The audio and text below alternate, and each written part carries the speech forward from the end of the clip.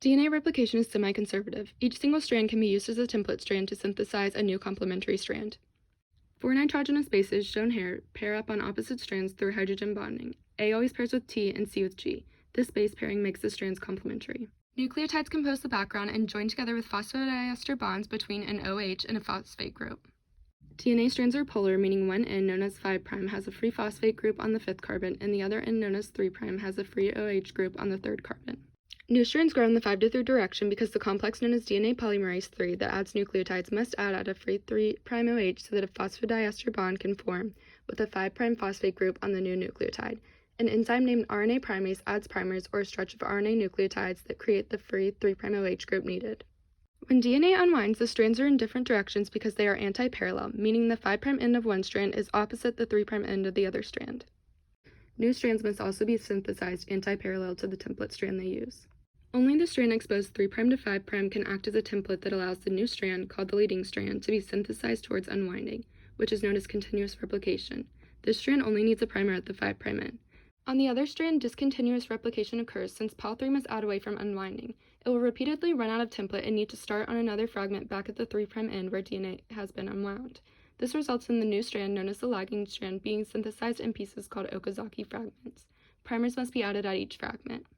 Prokaryotic DNA uses a single origin of replication, which is a sequence of specific nucleotides where DNA replication starts.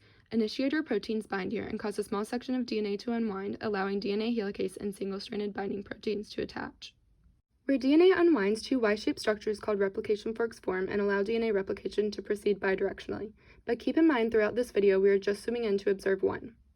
Since DNA is coiled, it must unwind so that the nucleotide bases are exposed for replication. DNA gyrase moves ahead of the replication fork to fix over or under winding of the DNA.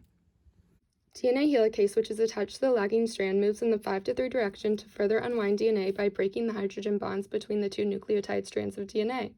Single-stranded binding proteins coat the DNA to prevent it from recoiling. Polymerase 3 adds new nucleotides starting at the primer. See how on the lagging strand, once Pol3 runs out of bases to replicate, it must start again at a new primer.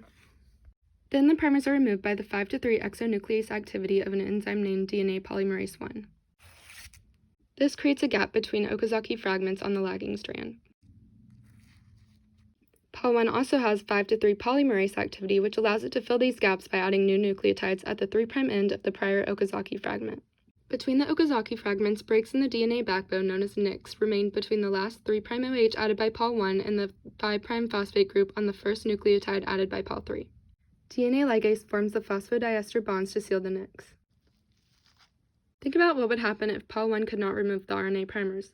This would result in the new strand of DNA being disconnected and disjointed since RNA bases will be left in the strand, and DNA ligase can't join DNA to RNA. DNA replication is terminated either when 2 replication forks meet or if there is a specific termination sequence.